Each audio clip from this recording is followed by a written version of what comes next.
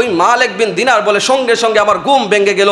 আমি সঙ্গে সঙ্গে উঁচু করে জায়নামাজে দাঁড়িয়ে বললাম, আল্লাহ গুনাহ তো করে ফেলেছি, জিনা তো করে ফেলেছি, অনেক গুনাহ তো করেছি, আল্লাহ তুমি ছাড়া তো বাঁচানোর মতো কেউ নাই। তুমি তো বলেছো জাহান্নাম দেওয়ার মালিক তুমি আল্লাহ, জান্নাত দেওয়ার মালিক আল্লাহ। ও আল্লাহ তুমি না বলেছো লাকাদ খলাকনাল ইনসানা ফি আহসানি তাকওয়িম, বান্দাকে আদর করে বানিয়েছো। আয় আল্লাহ তুমি যদি জাহান্নামে দিয়ে দাও তোমার তো ভালো লাগবে না। আয় আল্লাহ তোমার মালিক বিন দিনার তোমার দরজার মধ্যে দাঁড়িয়ে গিয়েছে, তোমার কদমের মধ্যে পড়ে গিয়েছে। আয় আল্লাহ আমি মালিক বিন দিনারকে মাফ করে দাও। আয় আল্লাহ তুমি না বলেছো লা তাকনাতু মির রাহমাতিল্লাহ, বান্দা যতই গুনাহ হয় না কেন আমি আল্লাহর রহমত থেকে নৈরাশ হবি না। বান্দা আমি আল্লাহ তোমার রহমত থেকে নৈরাশ হই নাই। আয় আল্লাহ তোমার রহমান রহিম নামের জরিয়ে আমাকে মাফ করে দাও। আল্লাহ বলে ফেরেশতা তাকায় দেখ আমার মালিক বিন দিনার আমার সেজদায় পড়ে গেছে, আমি আল্লাহর রহমতের জরিয়ার মধ্যে তুফান শুরু হয়ে গেছে।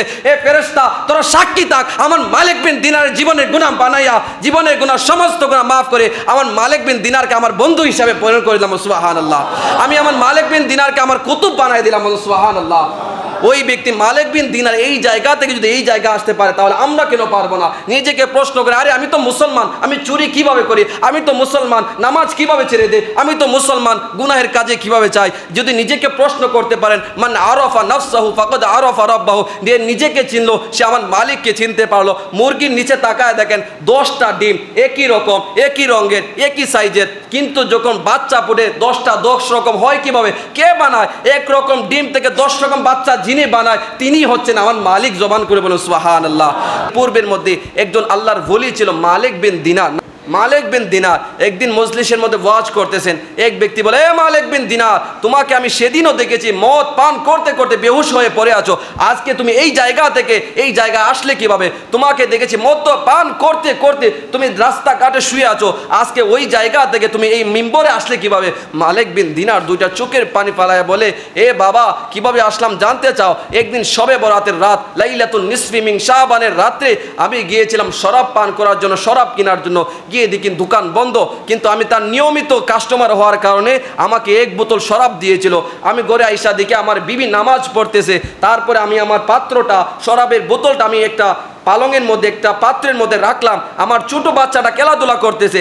এক পর্যায়ে খেলাধুলার কারণে শরাবের বোতলটা মাটির মধ্যে পড়ে যাওয়ার কারণে ভেঙে গিয়েছে। আমি চিন্তা করলাম আমার ছোট বাচ্চাই তো ভেঙেছে, সেই জন্য আমি সেদিন শরাব না পান করে ঘুমিয়ে পড়লাম। পরের বছর একই রাত্রে আবার গেলাম শরাব কেনার জন্য, শরাব 1 বোতল নিয়ে আসলাম। আয়েশা দিকে আমার স্ত্রী নামাজ আদায় করছে, আমি চিন্তা করলাম শরাবের বোতলটা পাত্রের মধ্যে রাখলাম। আর তখন মনে হয়ে গেল গত বছর রাত্রে তো আমার সন্তানটা ছিল, কিছুদিন আগে আমার সন্তানটা মারা গেল, যদি আমার সন্তানটা থাকতো হয়তো আজকেও খেলাধুলা করতো। সেদিন মনে কষ্ট নিয়ে আমি ঘুমিয়ে পড়লাম, আর ঘুমের ঘরে দেখি আমি মালিক বিন দিনার একটা ময়দানের মধ্যে বিশাল একটা সাপ আমাকে তাড়া করছে। আমি দৌড়াইতেছি আর বলতেছি বাঁচাও আমাকে বাঁচাও। তারপরে দেখলাম বৃদ্ধ একটা লোক হাতের মধ্যে লাঠি নিয়ে দাঁড়িয়ে আছে। আমি বললাম বাবা সাপ আমাকে তাড়া করতেছে, আমাকে বাঁচান না। ওই ব্যক্তি বলে ওই সাপ থেকে আপনাকে বাঁচানোর মতো সামর্থ্য আমার নাই, কারণ আমি বড়ই দুর্বল, ওই সাপের বিরুদ্ধে মোকাবেলা করার মতো শক্তি আমার নাই। তারপরে দৌড়াইতে একটা পাহাড়ের মধ্যে উঠে গেলাম। পাহাড়ের মধ্যে উঠে আমি ডাক দিলাম, কে আছো আমাকে বাঁচাও, কে আছো আমাকে বাঁচাও। হঠাৎ করে একটা শিশু দৌড়ে আসলো, শিশুটাকে আমি কোলে নিলাম। কোলে নেওয়ার পরে দেখলাম ওই শিশুটা আর কোনো শিশু নয়, সেই শিশুটা হচ্ছে আমার সন্তান, যে শিশু কিছুদিন আগে মারা গিয়েছিল। আমি জিজ্ঞেস করলাম, কিরে সন্তান তুমি কে? তুমি তো কিছুদিন আগে মারা গিয়েছিলে, আজকে এখানে আসলে কি করে? ওই শিশু সন্তান বলে, দুনিয়ার জমিনে যারা নিষ্পাপ অবস্থায় মারা যায়, শিশু সন্তান মারা যায়, আল্লাহ পাক রব্বুল আলামিন তাদেরকে হযরত ইব্রাহিম আলাইহিস সালাতু ওয়াস সালামের জিম্মায় রেখে দেন, তারা জান্নাতে ইব্রাহিম আলাইহিস সালাতু ওয়াস সালামের সাথে খেলাধুলা করে।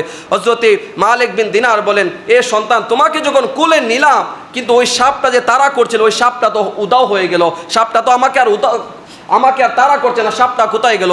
ওই শিশু সন্তান বলে, এ বাবা ওই সাপটা আমার দিকে আসবে না, কারণ তার চাইতে আমার নেকের পাল্লা বাড়ি। বলো সুবহানাল্লাহ। তা সে আমার কাছে আর আসতে পারবে না, কারণ আমি তোমার কাছে আছি। তো ওই বাবা জিজ্ঞেস করলো, কিরে মা এই সাপটা আসলে কি, এর হাকিকত কি?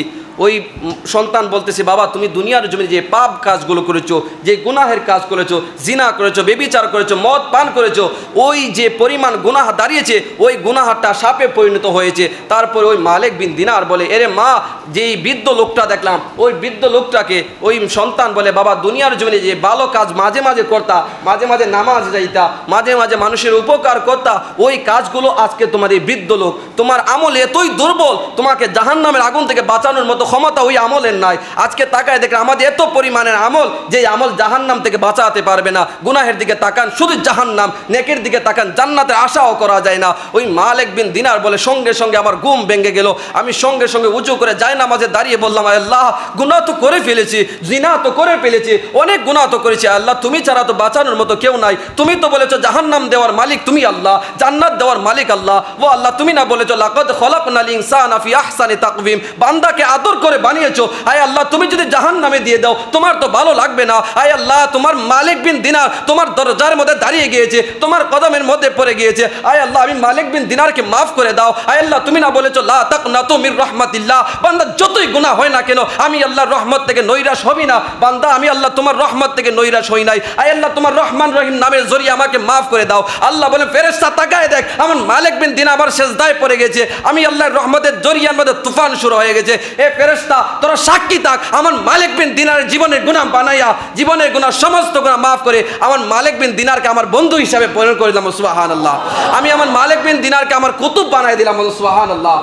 ওই ব্যক্তি মালিক বিন দিনার এই জায়গা থেকে যদি এই জায়গা আসতে পারে তাহলে আমরা কেন পারবো না? নিজেকে প্রশ্ন করে, আরে আমি তো মুসলমান, আমি চুরি কিভাবে করি, আমি তো মুসলমান, নামাজ কিভাবে ছেড়ে দেই, আমি তো মুসলমান, গুনাহের কাজে কিভাবে চাই? যদি নিজেকে প্রশ্ন করতে পারেন মান আরাফা নাফসাহু ফাকাদ আরাফা রাব্বাহু, যে নিজেকে চিনলো সে আমার মালিককে চিনতে পারলো। মুরগির নিচে তাকায় দেখেন 10টা ডিম একই রকম, একই রঙের, একই সাইজের, কিন্তু যখন বাচ্চা ফুটে 10টা 10 রকম হয় কিভাবে? কে বানায়? এক রকম ডিম থেকে 10 রকম বাচ্চা যিনি বানায় তিনি হচ্ছেন আমার মালিক। জবান করে বলুন সুবহানাল্লাহ।